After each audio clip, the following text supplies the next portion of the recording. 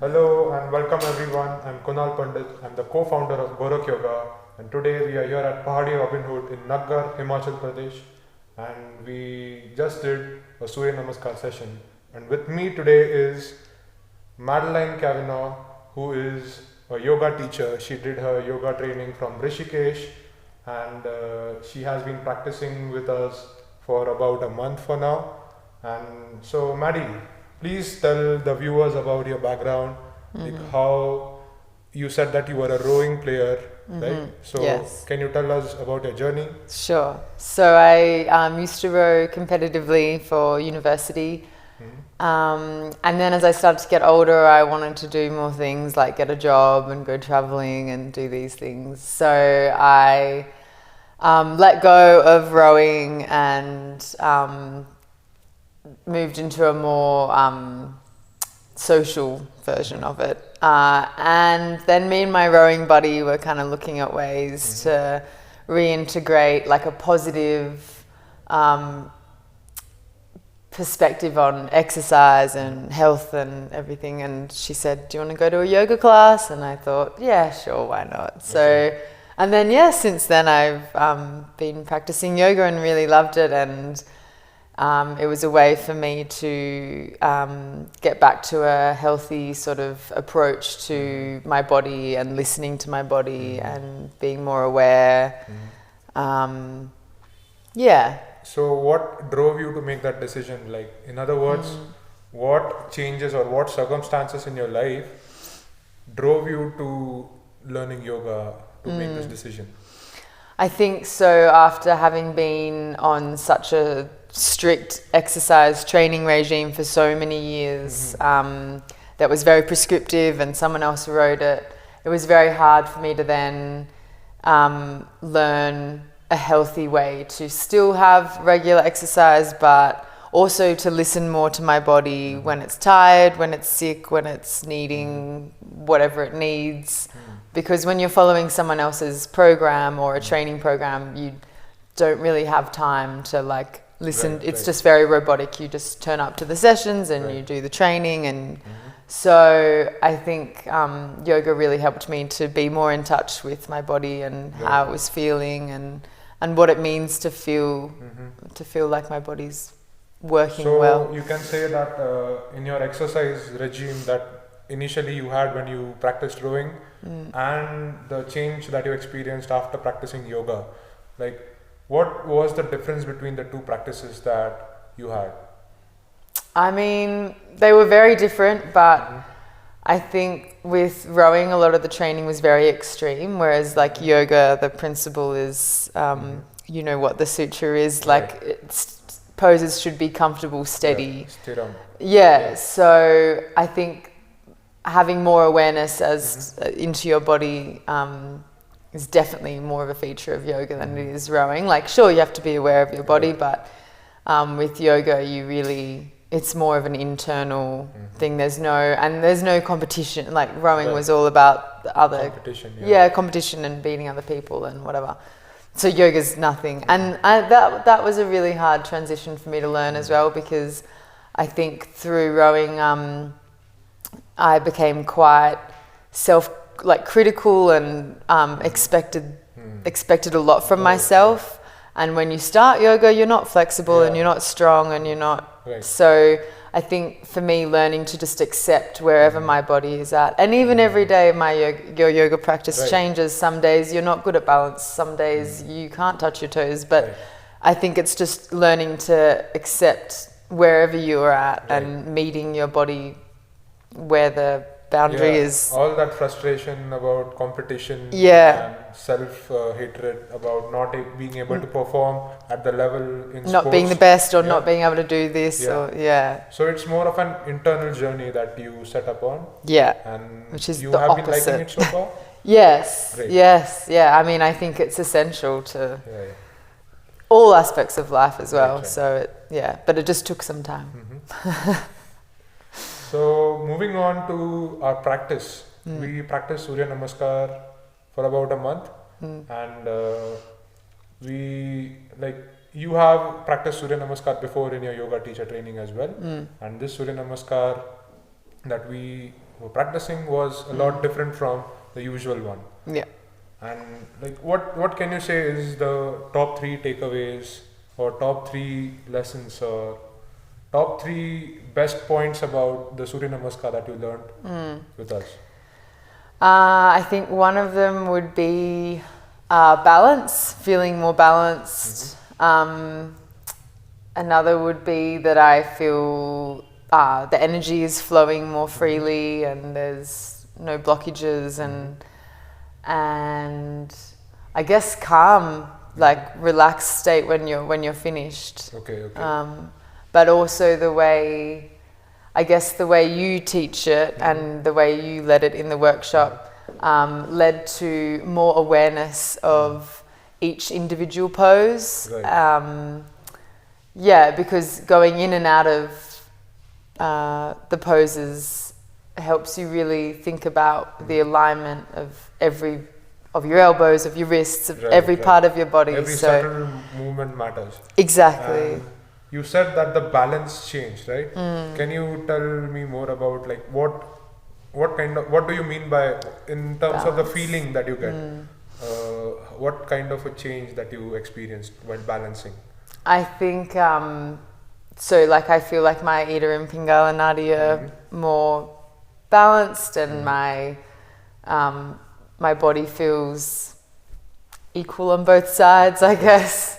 So I guess that's sort of balance. Body balance as well as a mental balance. Yeah. So, and the second point that you made was you like the energy flowing in your body, and you started becoming more aware of the subtle movements and the difference that these subtle movements cause while doing the Surya Namaskar. And that is the concept of Surya that we have been trying to teach in our syllabus as well, and in our workshops as well, that it helps you become more aware of the subtle movements in your body, about the subtle energies that change when you change the posture by like few inches, few centimeters, right? So getting into that shape, getting into that posture is very important. And you can say the quality of information that's being done, like say for example you were doing Surya Namaskar before, and when you adopted these subtle changes in the posture, the difference that it makes, the quality of information that it adds to that posture is really different. You start becoming aware of the regions that you were not using while doing the asana, the muscles that you were not using while doing the asana, and all of them are being awakened, they are being lit. Yeah. So you also mentioned like what changes internally it makes in your body. Like, can you explain internal changes? So I think like when I said that I felt like the energy was flowing, I think it was almost like every single cell is alive and functioning, and you feel like you're more connected with the energy. I don't know if that makes sense. Yeah. But that makes sense. And then obviously like the mental clarity, I think, because you're so in tune with your mind body is working so closely to really think about all the postures going in and out of them and backwards, that your mind and your body are very connected in that time. So for the viewers, we practice Surya Namaskar like for the first and second time that we did, it was more a forward sequence. This time it was a forward as well as a reverse sequence, and while coming the reverse way, what experience was it like? Can you explain? Yeah, I'm not gonna lie, initially it was a little bit frustrating because I've never had to do Surya Namaskar in reverse.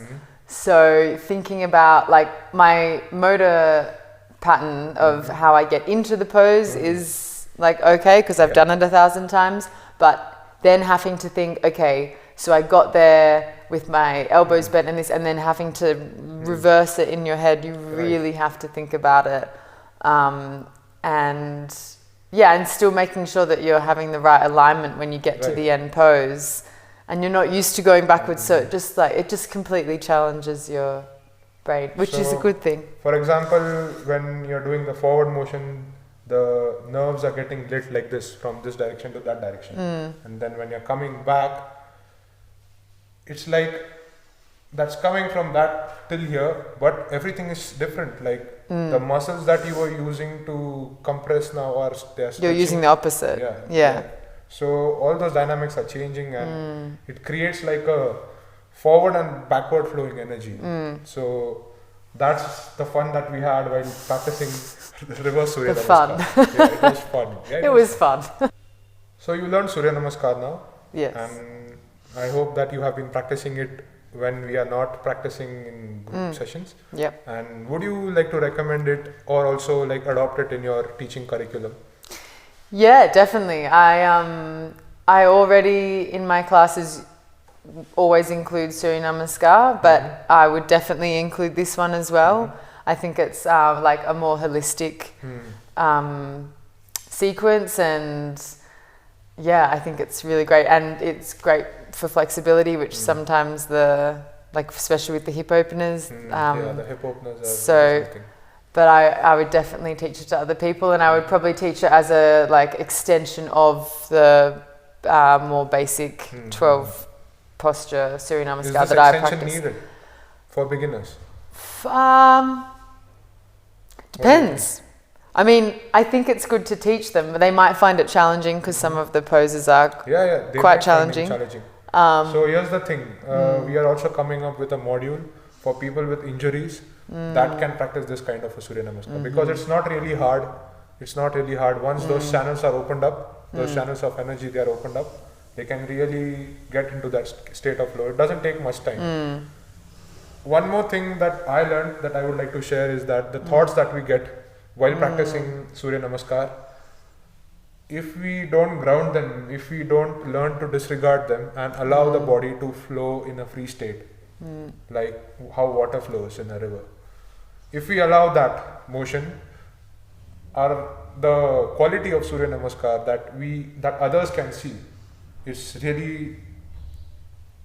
really different from what we are trying to perceive.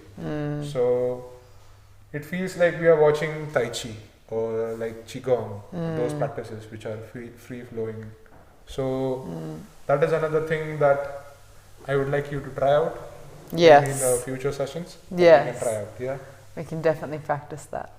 Now moving on, you did your yoga teacher training, right? Yeah. In Rishikesh. And what did you learn in your teacher training program? A lot. We had pranayama every day. We had a philosophy class. We had where we learned things like all the sutras and the history and everything of yoga. We had anatomy classes, meditation, so learning all different types of meditation, like even dancing, laughing, everything. And then obviously we had like a hatha and a vinyasa, so two different styles, I guess. And then we had a class on like how to actually teach. So yeah, it was a very, there was a lot of information to process in that month. In 1 month, right? It's 1 a month. 200-hour training course. Yeah. Yeah. So it's a lot. That's how many people come into yoga. They start with a yoga teacher training course that is for 200 hours, and then there is 500 hours after that. Yeah. So. And I think even like I entered the course with like a fair bit of prerequisite knowledge on like poses and things like that, and also I know a bit about anatomy from studying and stuff, but people that didn't have that would have really struggled to learn all that new content. Cause where did you learn anatomy from? From university, because I'm a therapist. Oh, okay. So you did physiotherapy? Occupational therapy. Oh, okay. Yeah. Great. So I knew that part, but. So you learned a lot of things, as you said. And did you get to teach them? Because this is a yoga teacher training course, right? Did you guys get to teach them? And how was that experience? So we got to teach, we got to partner up with someone and teach a hatha class that had to go for like 90 minutes. And that was fun. And then we had to teach our own 50-minute vinyasa class. And then we also had to, in groups, teach a pranayama session. So we got to practice individually each I don't think we ever we did practice leading meditations as well. So yeah, we got to practice it a fair bit.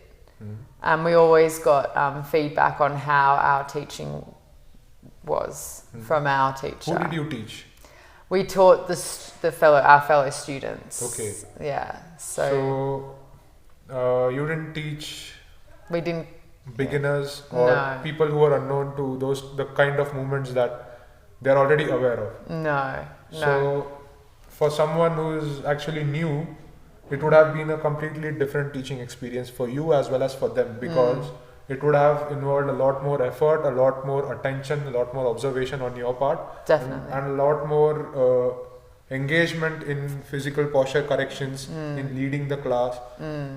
So you can say that this is a gap. I think definitely it was the hardest thing I found. I struggled with the most coming out of the course and actually into teaching when I got my first yoga teaching job, I guess. Was that I wasn't used to having to look at the students and then think about the different alignment cues, verbal cues, physical cues, adjustments, all those things. I wasn't used to having to think about that as well as leading and teaching a class, because at yoga school everyone knew what they were doing, so all you really had to worry about was teaching your class and remembering what you were going to do and what direction it was headed. But then in reality you do teach a lot of beginners that have never done Surya Namaskar, for example. So you really have to take more time when you're teaching these. And it's not possible in one class or 1 month, right? It's a whole entire new journey that you take upon. Yeah, exactly. So, and you also have to think about what's going to make the beginners, which I always try and think about, if they are beginners, what's going to make them fall in love with yoga. So you're not giving them a really complicated sequence. You're giving them nice, easy poses that they feel like they're achieving something and they feel like they're getting something out of it, so that they come back for a second class. Because if you scare them away, they're not going to come back. Right. It should be like an experience. It shouldn't be a traumatic experience. Yeah, exactly. It should be a really fun, a learning atmosphere that you have to create in your class. Yeah. And maybe while teaching to your fellow students, that atmosphere and that kind of a creativity, it may not come out. So it's hard to always have that. And also, was there any kind of a feedback system in your teacher training program? Like after you finish the program, you're a yoga teacher, you're a certified yoga teacher. So do you have to report to your teachers maybe after the class, how your journey is going and what changes you can, any system in place like that? There was no system really. You could message your teachers, I guess, but still, there was no formal way of Do you think submitting. It's important in the first place? Definitely. I think the teachers should help you transition from finishing the course to the next few weeks where you're actually teaching. Right. Because that's assessment, when you the assessment should be there. and you become comfortable with your teachers and your classmates, so it becomes a very comfortable environment, and then it's very intimidating being in front of complete strangers and teaching something very intimidating. So and you wouldn't always get it right the first time either. So also the strangers aren't going to give you the same feedback, because in my yoga class, our students would say, "Oh, Maddie, I liked it when you did this, or I didn't like it when you did that." But strangers aren't going to say anything. They're going to find it hard to open up. So they'll just be your duty as a yoga teacher to make that connect, to the students, to strangers. If you try to empathize with them enough and feel the kind of you can say their misalignments, their posture misalignments, and if you can feel that, and if you can express it to them, hey, I know that you're feeling stiffness in your back, and I want to help you out. I think that if you practice it this way, you may be able to experience it differently and in a better way. So that kind of connect develops, right? Yeah. Yeah. If you are with people, you know, like, yeah, do this, do this, do this. It's That's easier. done. Yeah, It's exactly. very easy. So finding that connect to the student is really important, and I don't think any yoga teacher training course Yeah, does it's just that. practice. Yeah. And also, like you talked about teaching your fellow students, and you set out on a teacher training journey. You live your life as a yoga teacher. So, did they teach you how to make a living as a yoga teacher? No. No, there was none of that. It was, Okay. yeah. But that is something that should be included in the course. Yeah, sure. If you want to pursue it, then it's practical Right. to know those things. Right. Yeah. So it's very important to have a good understanding about how to set up, how to make courses, how to conduct classes, how to open up to students, how to assess their problems, how to market your course, how to learn selling your course, and all of that. All of those things. So it should be a very detailed thing and not a 200 is what I am of an opinion. So you need more than 200 hours. more than 200 hours. Yeah. And more of a change in the quality of teaching, Yeah. the system of teaching. So that was a podcast with Madeline, and I really thank you for sharing your time with us, sharing your experience with us. You're welcome. And I really wish that your insight into your experience has given some value to the viewers. And if you are looking to set out on a yoga journey as a yoga teacher, I would recommend that you go for it. And if you have any doubts or concerns, you can get in touch with us. And if you're already following our page, Gorakhyoga, if you're not following, please subscribe. If you are already following, I'll see you again in my next video. Thanks for watching this video, and have a great day.